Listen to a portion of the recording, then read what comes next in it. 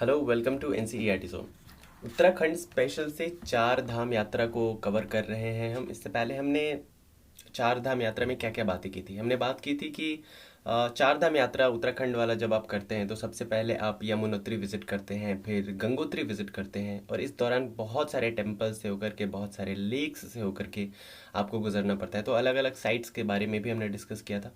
और फिर हम तीसरे चरण में आते हैं, तो तीसरे नंबर पे आता है केदारनाथ। ठीक है, तो सबसे पहले यमुनोत्री को जाते हैं, फिर गंगोत्री जाते हैं, फिर केदारनाथ जाते हैं। तो आज के इस वीडियो में हम बात करने वाले हैं केदारनाथ की। ठीक है, तो यमुनोत्री और गंगोत्री हम पहले कवर कर चुके हैं। ऐसा ये माना जाता है कि यमुनोत्री और गंगोत्री पहले क्यों लोग जाते हैं, क्योंकि यहाँ से जो पिलग्रिम्स होते हैं ना, वो अपने बॉडी को, अपने सोल को क्या करते हैं, प्योर करते हैं इस यहाँ पे डुबकी लगा करके, यमुनोत्री में, गंगोत्री में। ठीक है ना, जब वो प्योरिटी को अचीव कर लेते हैं उसके बाद वो जाना मतलब प्रेफर करते हैं केदारनाथ में। ठीक है, इसलिए थर्ड नंबर पे केदारनाथ आता है। तो सबसे पहले तो ये हो गया।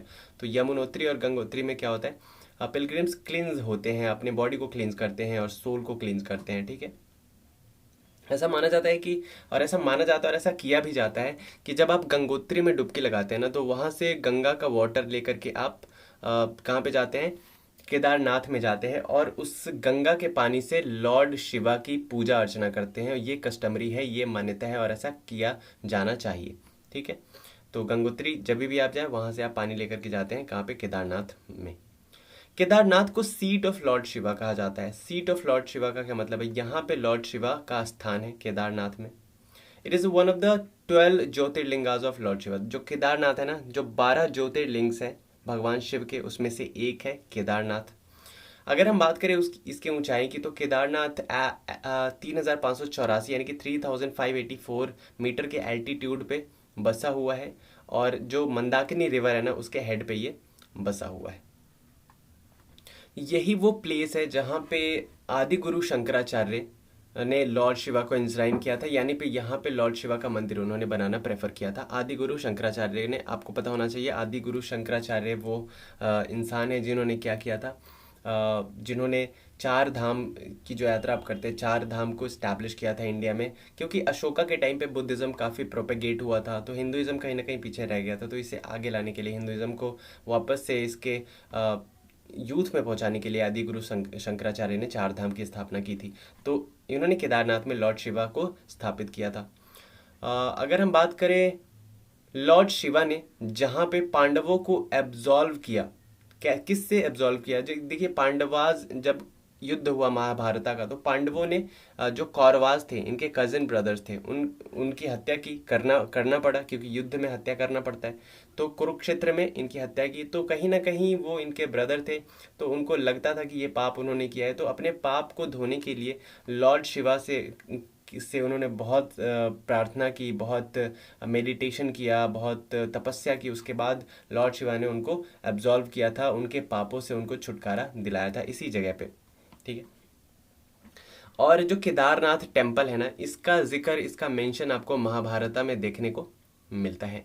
इस केदारनाथ के आसपास, केदारनाथ टेम्पल के आसपास बहुत सारे कुंड आपको देखने को मिलेंगे। कुंड यानी कि पूल्स या टैंक्स जो होते हैं, जिनमें से शिव कुंड है, रेत कुंड है, हंस कुंड, उद्दक कुंड और रुधिर कुंड, ये जो है ये मोस्ट इंपॉर्टेंट कुंड्स हैं। ठीक है, तो ये आपको वहाँ पे देखने को मिलता है, ये कुंड्स केदारनाथ टेम्पल के पास। चलिए आगे बढ़ते हैं।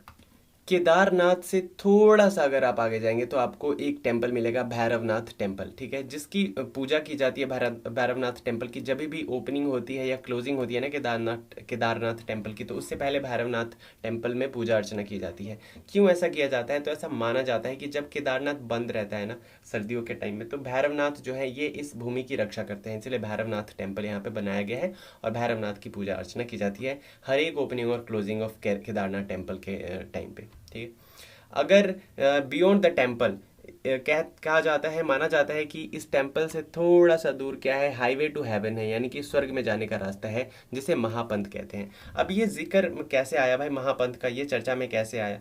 ठीक है, तो इसकी हम बात कर लेते हैं कि एक स्टोरी है पंच केदार्स की। क्या है ये पंच केदार्स की स्टोरी, कैसे ये पंच केदार्स बने। देखिए, पंच केदार्स हैं क्या, एक तो केदारनाथ हो गया, केदारनाथ, उसके अलावा 5 और टेम्पल्स हैं, 5 और प्लेस पे अलग अलग जगहों पे शिव की पूजा की जाती है, लॉर्ड शिव की पूजा की जाती है। तो इस सब को मिला करके हम कहते हैं पंच केदार्स। ठीक है, तो अभी उसी की हम बात करने वाले हैं।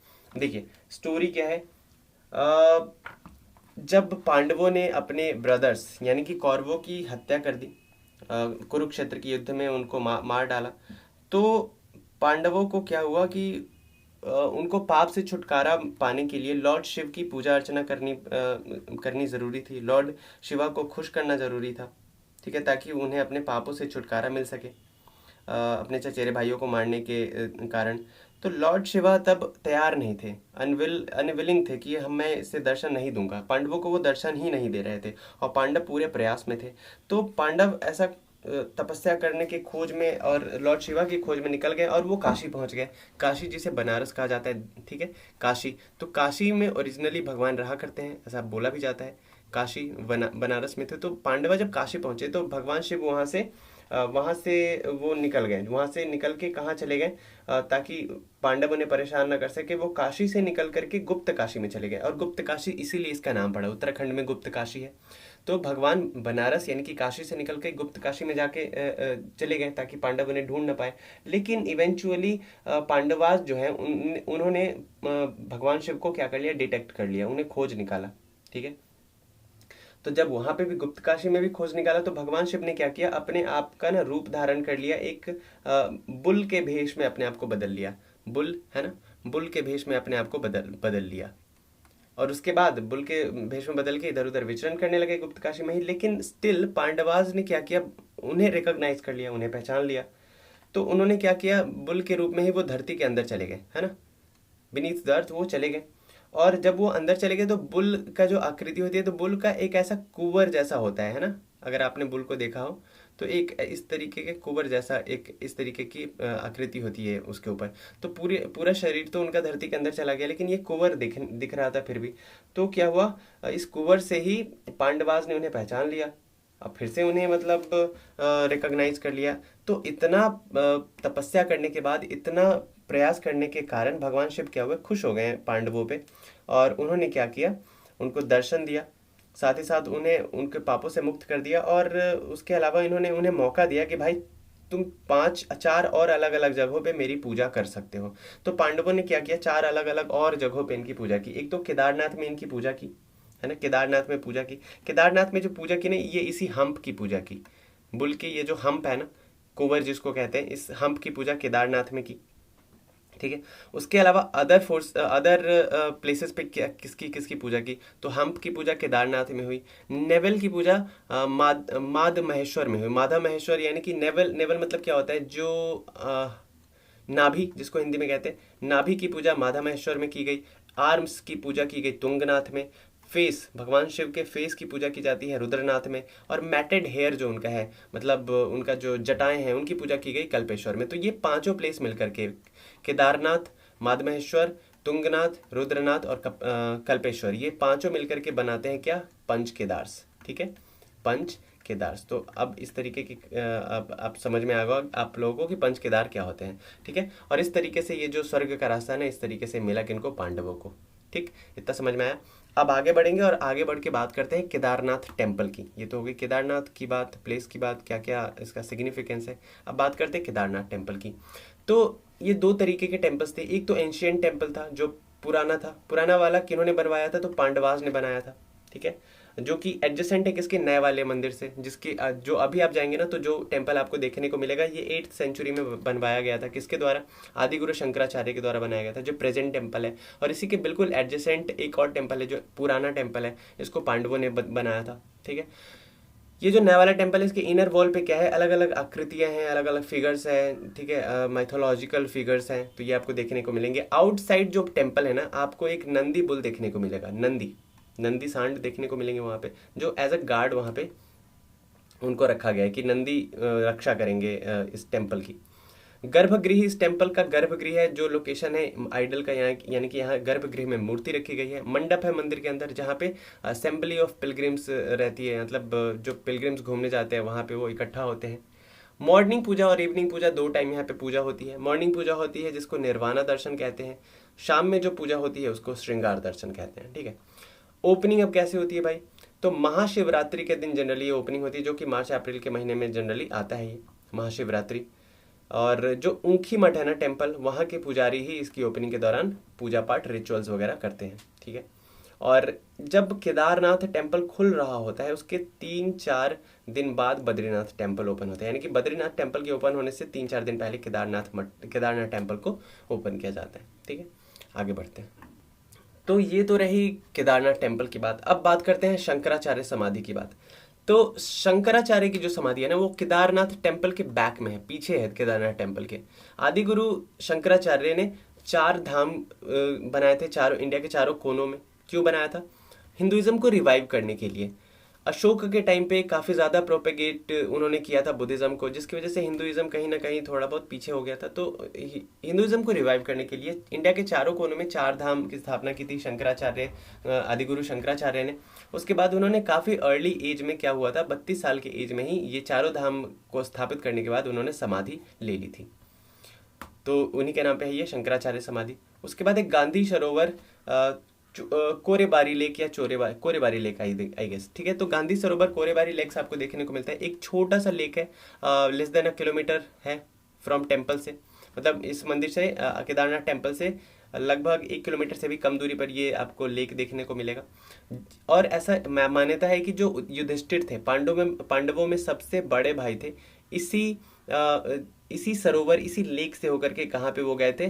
स्वर्ग में गए थे, ठीक है।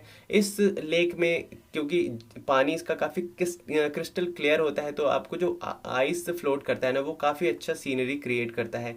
और इसे गांधी सरोवर नाम देने के पीछे रीज़न क्या है? तो महात्मा गांधी का जो की अस्थियाँ थी ना, यहीं पे विसर्जित की गई थी, यहीं पे सबमर्ज की गई थी, इसीलिए इस लेक का नाम गांधी सरोवर चोरेबारी लेक है, ठीक है।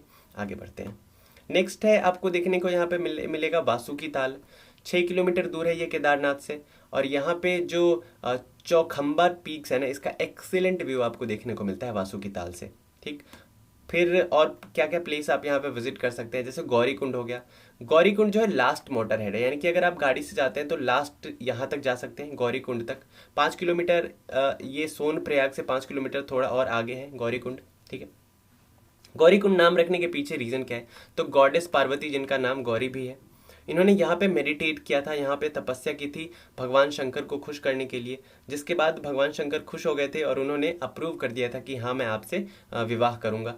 तो त्रियुगी नारायण एक जगह है जहाँ पे शिव और पार्वती, यानी कि शिव गौरी या शिव सती की का विवाह हुआ था भगवान विष्णु के प्रेजेंस में, ठीक है। तो इस जगह का नाम गौरीकुंड पड़ गया। टेम्पल डेडिकेटेड किसको है? तो गौरी को डेडिकेटेड टेम्पल है। और इस टेम्पल के आसपास आपको थर्मल स्प्रिंग्स मिलेंगे, जो कि मेडिसिनल वैल्यू में काफ़ी ऊपर है, यानी कि बहुत ही मेडिसिनल वैल्यू है, बीमारियाँ ठीक होती है इस पानी में नहा करके।